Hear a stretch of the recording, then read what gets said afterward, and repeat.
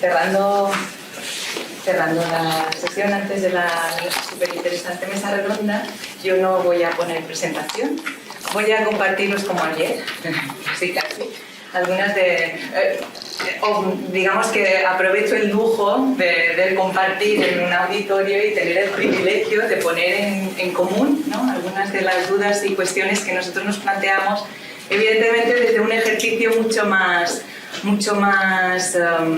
concreto del que exponíamos ya, muy cercano a lo que expresa Arturo, pero es cierto que bebiendo también de las reflexiones que se hacen en el ámbito académico. Yo creo que una de las fortalezas probablemente del GOB como entidad ecologista en las islas es precisamente tener una conexión directa con el ámbito académico. Mesía es parte de la Junta Directiva del GOB, ha sido presidente también, y tenemos, hay una vinculación directa con esta parte de estudio de análisis crítico que evidentemente nos proporciona a nosotros unos argumentos muy de peso en el ejercicio de nuestra actuación, ya sea en términos de incidencia política, de revisión de planes, programas y proyectos que se desarrollan en las islas, o a efectos de convocar movilizaciones, que acaban siendo nuestras estrategias de intentar transformar lo que acontece.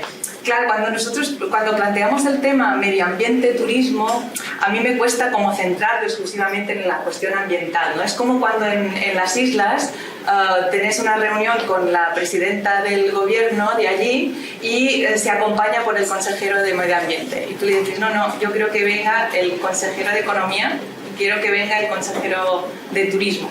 No quiero que venga exclusivamente el consejero de Medio Ambiente a interlocutar con nosotros, porque sus políticas son de conservación de especies y espacios, evidentemente una labor súper necesaria, pero tenemos muy claro que lo que ha trabajado el GOB durante su trayectoria han sido no más que reivindicaciones en relación a los impactos y consecuencias del desarrollo territorial, ¿no?, de la puesta a disposición de un territorio al servicio, en este caso, de la industria turística en modo monocultivo, ¿no? Entonces, es un territorio y una sociedad que se ha planificado que esté al servicio de, ¿no? Y por tanto, todo el desarrollo urbanístico, de infraestructuras, de ordenación territorial, de todo el tema de la gestión de los recursos disponibles, etc., todo se ha puesto a disposición de no representar un freno al crecimiento de la industria turística en estas lógicas de acumulación de riqueza, ¿no? Entonces esto nos lleva a una situación a día de hoy que evidentemente está más que diagnosticada, más que evidenciada, pero a la que interseccionan otros conflictos o otros desequilibrios que van más allá del propio contexto territorial y social donde se ha implementado este modelo. Y me refiero evidentemente a los equilibrios o desequilibrios vinculados a la pérdida masiva de biodiversidad, que evidentemente también se reflejan en un espacio concreto y limitado, con unas políticas. Ayer decíamos, ¿no?, que el turismo es una de las formas más refinadas del capitalismo, y el capitalismo como tal es ecocida, entonces va contra aquello que sostiene la vida, y no es más que los equilibrios ecosistémicos que se nutren de una biodiversidad y que proporcionan unos recursos que siempre se han caracterizado o que siempre se han enfocado desde su explotación para, ¿no? Entonces, esta realidad es un desequilibrio que ya se evidencia a nivel global, al que tenemos que añadir evidentemente todo el conflicto crisis climática, que evidentemente tiene que verse o leerse en un contexto global, pero que evidentemente tiene unas causas en unos modelos concretos desarrollados desde determinados territorios, y sobre todo tendrá unas consecuencias, o tiene ya unas consecuencias en estos espacios territoriales concretos, y más si estamos hablando de contextos insulares, ¿no? Y no solo es cuestión del incremento de las temperaturas o de la intensificación de los fenómenos extremos desde el punto de vista meteorológico, sino que también afectará a toda la disponibilidad de fertilidad de los suelos, o incluso una necesaria adaptación de lo que son las propias dinámicas ecosistémicas que generan el equilibrio del ámbito en el que se está desarrollando una determinada sociedad, ¿no? Y que interacciona con el tema turístico. Por tanto, claro, el tema medio ambiente, territorio, se nos queda corto, digamos, en este sentido. Y sí que es cierto que, como expresaba Macià, digamos que tenemos súper diagnosticadas los factores de este desequilibrio. Es las cuestiones vinculadas al metabolismo de estas sociedades hiperturistizadas, no solo en tanto los requerimientos energéticos, materiales y demás de la propia actividad de la industria turística, sino evidentemente de la organización social de unos medios de producción que han dejado de producir aquello necesario para sostener las vidas en el territorio, y esta sociedad se pone a disposición de la productividad turística sin atender a producir aquello que necesita para sostener sus vidas, ¿no? Y por tanto el desequilibrio que esto también genera en términos metabólicos. Está también evidentemente dentro del metabolismo y en la parte de excreción, la parte de contaminación, la parte de los residuos que se generan y que también está totalmente desequilibrado. Es decir, evidentemente las islas necesitan como 6 archipiélagos para poder sostener el metabolismo actual. Evidentemente también tiene una capacidad nula de absorber todo lo que excreta esta sociedad metabólicamente hablando, en términos evidentemente de contaminación, que afecta también a la pérdida de biodiversidad, y estoy pensando sobre todo en contaminación en términos marinos o en términos de contaminación del aire o en términos de emisiones de CO2, evidentemente, y los residuos que se generan. En el caso de la isla, que, ¿no?, el concepto límites parece que tiene que estar muy claro, pues es evidente que los residuos allí, ¿cómo los gestionamos? Básicamente a partir de una infraestructura tremenda como es una gran incineradora, que también genera unos residuos que se tienen que acabar en vertedero en unos espacios limitados y concretos como son unas islas, ¿no? Entonces toda esta realidad es el día a día desde hace 40 años de las disputas del GOP. Está también evidentemente la parte de biodiversidad, está la parte climática con estas cuestiones que hemos mencionado, y está una parte importante que también ha mencionado Macià y que no quiero dejar de lado, porque me parece también esencial en términos ecológicos, que es el cambio de los usos del suelo en estos espacios y en estos territorios. Es decir, todo aquel suelo que se artificializa, se sella, ¿cómo es? Se sella por asfalto y por construcción. Evidentemente esto también repercute en unos desequilibrios, en pérdida de fertilidad y en pérdida de riqueza, ¿no? Y incluso en factores disruptivos en determinadas lógicas de las propias dinámicas ecológicas que se desarrollan en las islas, ¿no? Esto es una cosa clara, por ejemplo, en el caso de infraestructuras de carreteras, ¿no?, que muchas veces lo que hacen es hacer estos conectores de biodiversidad, pero que evidentemente afectan a temas no solo de biodiversidad, sino también a cursos de agua, activos, etcétera, etcétera, ¿no?, impermeabilización de suelos, etcétera.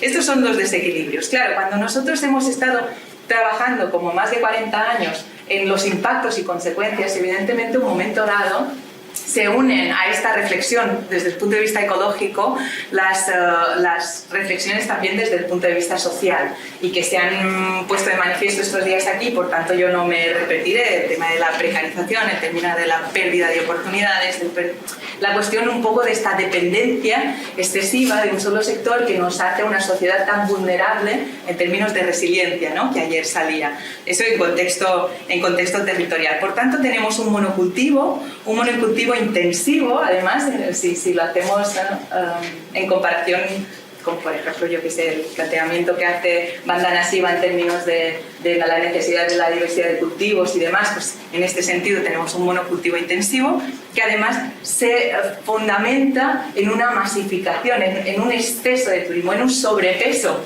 de una sola actividad económica, perdiendo la noción de dónde dejamos el resto de actividades económicas. Claro, de ahí todas las dudas, inquietudes que ayer abocamos en la sesión final, porque evidentemente dentro de esta realidad el objetivo para mí, y ahora como que voy a la línea de explotación de estas propias jornadas, no es la diversidad dentro de este monocultivo. Es decir, yo no quiero tener un monocultivo diverso, Yo quiero salirme de este monocultivo. Por eso, en la espiral que ayer ponía Asun de los ciclos, yo me quedo en el de colapso quizá, pero en el de colapso ya tenía el concepto liberación. ¿No? Y yo me quedé allí y dije, aquí es donde queremos estar, es decir, queremos liberarnos de esta dependencia, queremos liberarnos de este monocultivo y de toda la vulnerabilidad asociada y todos los impactos que, por mucho que tendamos a cuestiones de intentar minimizar estos impactos, seremos incapaces de regenerar una estructura territorial que sustente una sociedad que pueda ser resiliente a largo plazo. Y para ello necesitamos pensar el turismo, ¿vale? Y por tanto no es que digamos, a partir de aquí nosotros nos desconectamos del sector turístico, ya hablarán otros, sino que también queremos interceder y queremos incidir en las decisiones que planifican el presente y el futuro del sector turístico en estos espacios turistizados desde la perspectiva y los argumentos ecológicos y sociales o de la transición ecosocial.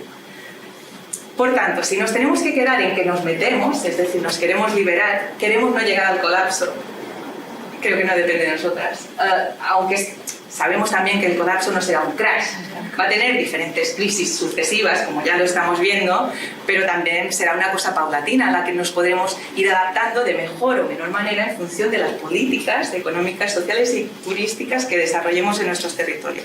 Por tanto, ¿dónde enfocamos nosotros? En el crecimiento turístico con propuestas concretas. Y aquí hemos hecho un trabajo no solo desde el GOV, sino desde un foro que salió justo después de la pandemia, que es el foro de la sociedad civil, donde se dan cabida diferentes actores sociales, sobre todo de movimientos y luchas que están precisamente reivindicando estas necesidades de diversificación económica, sobre todo en cuanto la pandemia nos puso tan en evidencia que cualquier cosa que afecte al sector turístico a nosotros nos deja fuera de juego.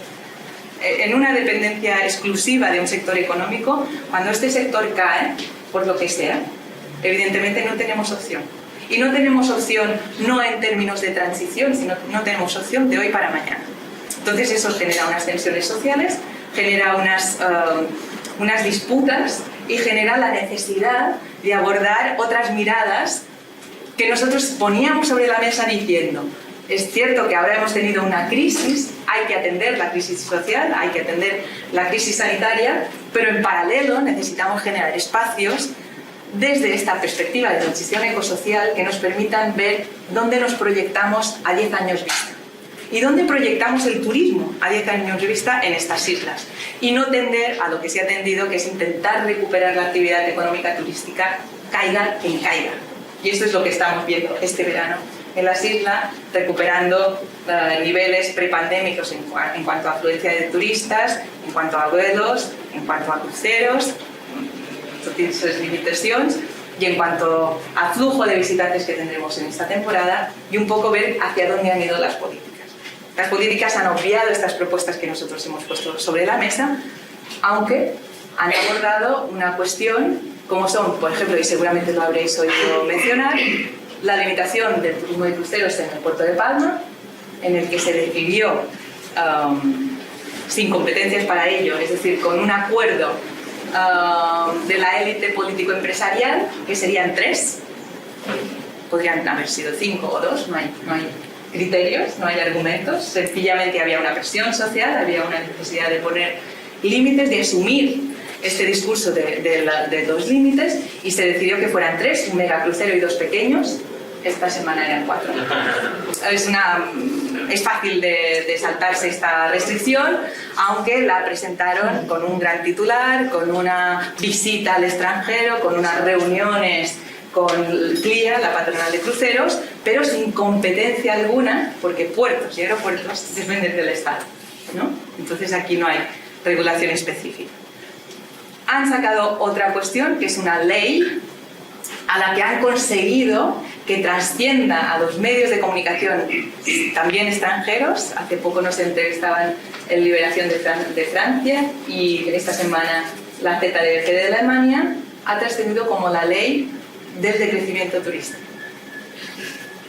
¿Vale? Es una ley que plantea una moratoria de plazas por 4 años, Es una ley que plantea la posibilidad de que por cada plaza turística nueva que tengas que poner sobre la mesa, tengas que asegurarte que 2 se han dado de baja antes. Esto es un mecanismo que se estableció en las islas, que se llama bolsa de plazas turísticas, en la que estaba el 1 por 1, históricamente, porque ya cuando llevas 10 años reclamándolo, es históricamente, el sector ecologista había reclamado el 2 por 1, pero estas respuestas a las peticiones del movimiento ecologista, cuando llegan tarde. Ahora ya no es 2 por 1, no es una moratoria temporal, ahora es una moratoria definitiva y una planificación concreta del decrecimiento de plazas turísticas. Porque hay políticas y propuestas que se pueden hacer desde hoy. Una es precisamente este decrecimiento de plazas turísticas que en los últimos años, y a pesar de las bolsas de plazas, a pesar de las diferentes regulaciones, con la aparición del alquiler turístico vacacional, se ha desbordado, se ha planificado incluso a nivel de techo de plazas que pueda seguir creciéndose, se han legalizado un montón de plazas turísticas también a través de diferentes mecanismos regulatorios, siempre favoreciendo a la industria turística, y entonces nos encontramos en que ahora una moratoria por 4 años, que además se supedita a que cada isla estudie y analice la capacidad de carga turística de la isla, sin definir qué es la capacidad de carga turística, y ayer por eso mencioné el tema, porque nosotros hablamos de la capacidad de carga ecológica y social, y esta ya está extralimitada desde hace tiempo y justifica una moratoria definitiva de plazas turísticas.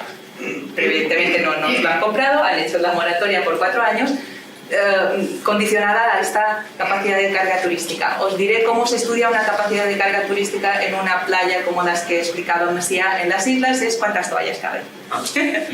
Y es cierto, lo hacen así, en Ström, que es cuántas toallas caben, por eso, no por 1 y pico metros, ¿no? 2 por 2, cuántas toallas caben. Esto es la capacidad de carga turística, es la capacidad que necesitamos para entender o para valorizar, cuestionar esta cuestión desde la perspectiva ecologista. Evidentemente no.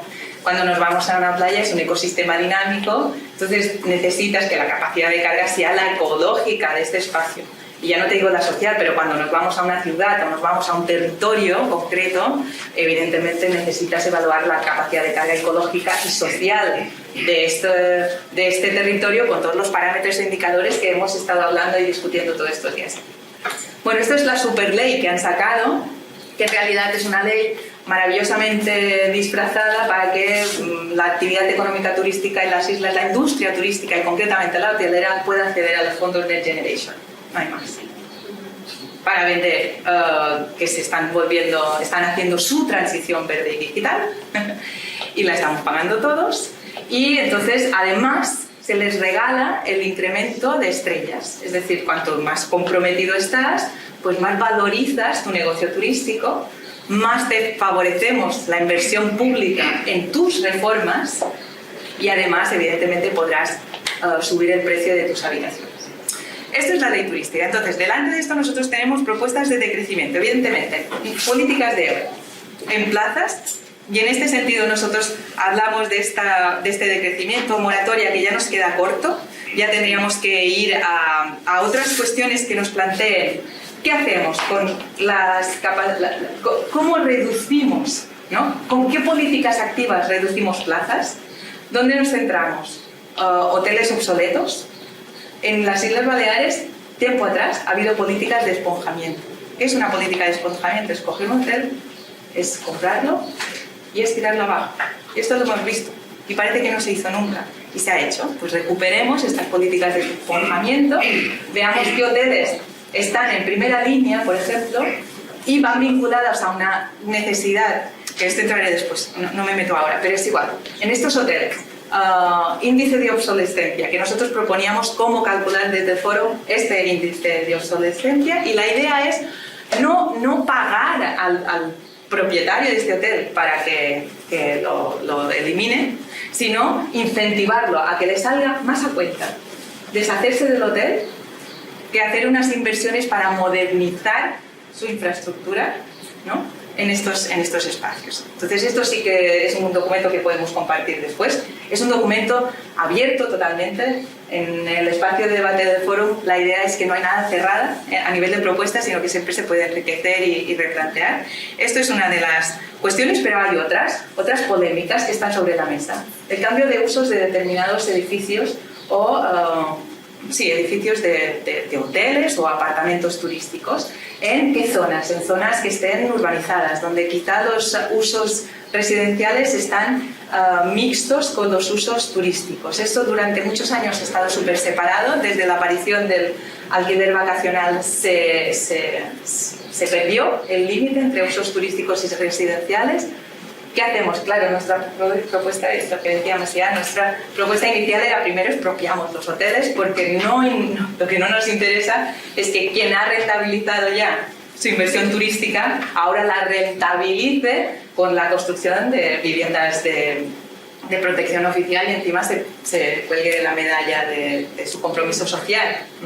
Cuidado con esto, pero este es un límite que no pudimos encajar dentro del foro porque es muy diverso, pero esta sería nuestra propuesta, es decir, primero hacemos esta cuestión, valoramos dónde están estos territorios, vinculamos la necesidad de que estos son para infraestructuras de, digamos, alquiler, casas de protección oficial, casas de protección oficial o equipamientos socioculturales, residencias que hemos visto también que nos hacen falta, espacios de cuidados, de la política de cuidados bien entendida desde el ecofeminismo y no desde la economía de los cuidados, que a mí también me chirría un mogollón, pero que esto esté dentro de una planificación urbanística que permita evaluar una evaluación integral de la zona, porque si no nos encontramos también en que generamos guetos. Esto sucedió en Palma, hay un documental, incluso una peli, que se llama Pullman. Pullman era un edificio de un hotelero que se convirtió en vivienda, en una figura que estaba defensada por los hoteleros y en la que el GOV se opuso radicalmente durante muchísimos años, que era la figura de los condohotels. Entonces esto se convirtió en infravivienda, en un espacio turístico totalmente y por tanto sin servicios para la población que vive allí. Y ahora se ha ghetizado, es un espacio de vivienda precaria. Entonces esto no lo queremos, ya sabemos hacia dónde tiende y no lo queremos y necesitamos esta planificación urbanística. Esto, ¿qué hacemos con la oferta obsoleta? O ¿qué hacemos, evidentemente, con el tema de la deconstrucción? A partir de estas políticas de despojamiento, pero no solo. Y aquí hay una cuestión que ya va vinculada a otro concepto que dejo luego, pero en las políticas de crecimiento turístico hoy tenemos el término de plazas turísticas por otra y vuelos y cruceros por otra. Competencia estatal. Por tanto, es un debate que necesitamos tener y poner sobre la mesa y una exigencia que debe haber desde las sociedades. En este caso es que le pasa lo mismo en Cataluña. Quien está planificando la ampliación del aeropuerto de Barcelona, del Prat, no es Cataluña, es Madrid, ¿no? Y lo mismo pasa en Palma en tema de cruceros y vuelos. Por tanto, aquí debe haber una reivindicación de las soberanías propias para poder decidir las entradas y salidas en una cuestión tan importante como es la afectación turística. Evidentemente, la paralización de cualquier inversión en promoción turística, ya sea el colgar un cartel en el aeropuerto o irse y pagar dinerales en las ferias turísticas de Berlín, Frankfurt o Madrid, ¿no? Evidentemente, esto como inmediato. Hay cuestiones vinculadas a los desincentivos a la inversión o desincentivos al turismo. Evidentemente no será una cuestión de precio, porque aquí tendemos a la elitización. No puedes desincentivar ofreciendo una oferta turística más cara. Aquí también sabemos que es un peligro, que lo estamos viendo, que se está materializando de alguna forma y el mercado está yendo por aquí, la ley turística está favoreciendo esto, pero ¿por qué no hablar de algunas tasas en términos de actividades turísticas que evidentemente se hagan cargo los empresarios? Aquí siempre hacemos la broma de ellos se están digamos omplint la boca de propuestas de lo que es coaliciones o alianzas público-privadas. Y nosotros decimos, bueno, que sea la alianza privado-pública, es decir, que ahora la actividad privada se comprometa en que esta sociedad que hasta ahora ha sostenido su actividad económica pueda adaptarse a una transición. ¿Qué implica? Pues unas tasas quizás sobre la actividad económica turística, sobre la industria turística y sus complementos, y que esta tasa repercuta en un fondo para la transición, porque la transición requiere presupuesto. Y no tenemos, ni estamos pensando en definir presupuesto. Y un impuesto del turismo sostenible podría ser una oportunidad, porque ya lo tenemos, por ejemplo, implementado, aunque se ha cooptado por parte del gobierno, en este caso, con la excusa de la pandemia, y está destinado a lo que quieran ellos, menos lo que nosotros desearíamos. Pero quizá yo creo que el tema de fiscalidad y desincentivos y tasas está sobre la mesa. Está sobre la mesa el tema de límites y restricciones, ¿no? Límites y restricciones en cuanto a números clausus. Ya tenemos ejemplos donde se ha tenido que poner, pero siempre la limitación no se ha hecho nunca en cuestiones ecológicas y sociales, sino que yo qué sé, los límites que se ponen a una playa, al acceso a una playa, es cuántos coches caben en el aparcamiento ilegal en suelo rústico que se ha habilitado y que luego se ha legalizado porque total ya estaba. Entonces, así. Incluso luego formalizado en el instrumento de planificación de los ámbitos turísticos que se aprobó recientemente. Paréntesis, es un tema. El tema de precios no entramos, no queremos entrar. Y hay un tema de infraestructuras. Ayer se mencionó un poquito. Evidentemente, cuando hablamos de la deconstrucción de las infraestructuras hoteleras, tenemos muchas en primera línea, y estas deberían ser también un foco, digamos, de la política turística. ¿Qué hacemos con estas infraestructuras? ¿Cómo las vamos desmantelando? ¿Cómo las vamos quitando? Porque si no, también tenemos ejemplos de que viene un temporal Gloria, se lleva un paseo marítimo, y al día siguiente están los alcaldes y los sectores reclamando que se vuelva a invertir con dinero público en recuperar este paseo.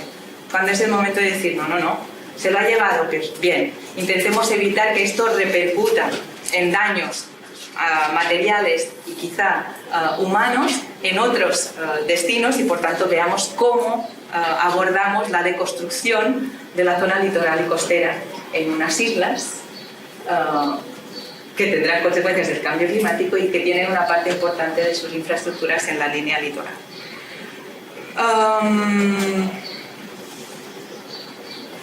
Yo creo que con esto me quedo en el tema de infraestructuras, porque ya hemos comentado lo de la oferta obsoleta o el cambio de usos turísticos.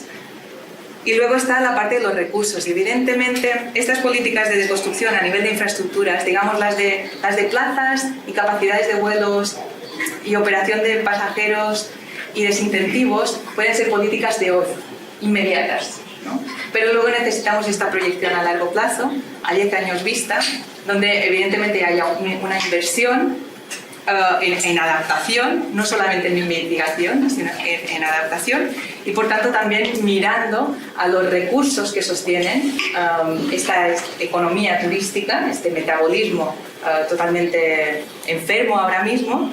Y por tanto las políticas en este caso, en términos de recursos, han de ser de regeneración, de reequilibrio, de renaturalización de estos espacios, y lo necesitaremos para adaptación al tema climático, para mitigación evidentemente también, pero por resiliencia, porque las economías estas turísticas no van a poder seguir siendo economías exclusivamente turísticas.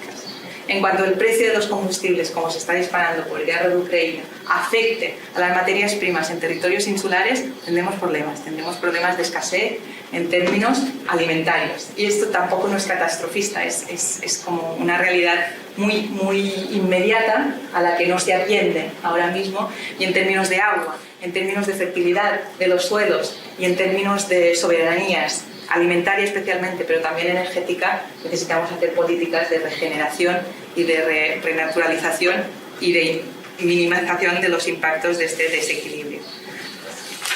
Yo creo que con esto me quedo en la parte eco, pero sí que sin dejar de mencionar que esta transición no puede ser solamente desde la perspectiva ecológica, que necesita esta mirada social, esta transición ecosocial, cómo acompañamos la reestructuración de una organización social en estos términos ecológicos a 10 años vista en territorios exclusivamente turistizados, atendiendo estas propuestas en el ámbito de la política turística, pero no solo quedándonos allí, sino yendo un poco más allá, generando estas economías para la vida, que también está lleno de propuestas concretas que se pueden materializar en territorios y que sencillamente o no sencillamente implican una reorganización de nuestras estructuras sociales, ahora en sociedades que son sociedades de servicios al servicio de, ¿no? Ahora tendrían que estar y ponerlos al servicio del sostenimiento de la vida a largo plazo. Yo creo que me he extendido un montón, así que ya.